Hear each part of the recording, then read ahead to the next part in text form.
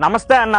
చాలా మంది కొత్త సిమ్ని చేంజ్ చేస్తున్నారంటే ఒక ఆర్టిఫిషియల్ కంపెనీ ద్వారా వెళ్ళేటప్పుడు ఆ కంపెనీ మంచిదా చెడ్డదా వ్యాలిడా ఇన్వాలిడా అది బ్లాక్ లో ఉందా లేదా దానికి ఆర్టిఫిషియల్ నెంబర్ ఉందా లేదా తెలియకుండా చాలా మంది ఏంటంటే ఆ కంపెనీ గురించి తెలుసుకోకుండా షిప్లకి అయితే వెళ్ళిపోవడం జరుగుతుంది. ఒకవేళ జాయిన్ అయిపోయిన తర్వాత ఆ కంపెనీ చెడ్డదనుకో వాళ్ళకి సరైన శాలరీస్ రాకపోవడం, సైన్ వంటి ప్రాబ్లమ్స్ ఉండడం, కొన్నిసార్లు డాక్యుమెంటేషన్ వెరిఫికేషన్ అవ్వకపోవడం వల్ల వాళ్ళ మీద కొన్ని కేసులు పడడం, వాళ్ళు జైలుకి వెళ్ళిపోవడం జరుగుతుంది. అలాగే కొంతమంది సిమిన్స్ అయితే ఇతర కంట్రీల్లో జైల్లో ఉండిపోవడం జరుగుతుంది. ఇలాంటి మిస్టేక్స్ మీరు చేయకుండా ఆ కంపెనీ వ్యాలిడ్ లో లేదా అసలు చెడ్డదా మంచిదని మీరు డీజీ షిప్పింగ్ వెబ్సైట్ లోకి వెళ్ళి మీరు చెక్ చేసుకోవచ్చు.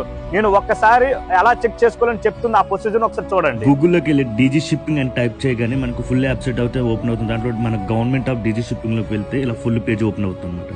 దీంట్లో కొంచెం జూమ్ చేస్తే యాక్సెసిబిలిటీ ఆప్షన్ అని ఉంటుంది, దాన్ని క్లిక్ చేయగానే మరొక పేజ్ ఓపెన్ అవుతుంది అనమాట.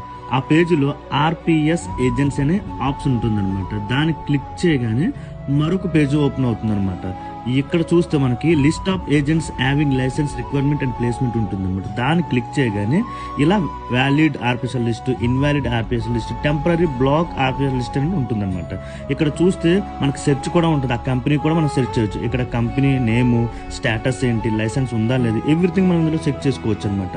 తర్వాత ఇప్పుడు వ్యాలిడ్ మనం చూస్తాము, ఇక్కడ కంపెనీ నేమ్స్ కానీ అలాగే దాని లైసెన్స్ ఉందా, అది ఎంతవరకు ఎక్స్పైరీ డేట్ ఉంది, దానికి లైసెన్స్ ఉందా లేదా, జీమెయిల్, అలాగే ఆ వ్యాలిడ్ ఉందా లేదా, ఎవ్రీథింగ్ మనకు తెలుస్తుంది. ఇలాగ మనం ప్రతి కంపెనీ నేమ్ ఇందులో సెర్చ్ చేసుకొని ఆ కంపెనీకి లైసెన్స్ ఉందా లేదా, అది వ్యాలిడ్ లో ఉందా లేదా, ఇన్వాలిడ్, ప్రతిదీ మనకు తెలిసిపోతుంది అనమాట.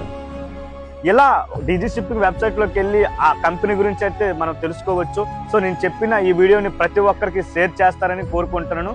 Thank you so much.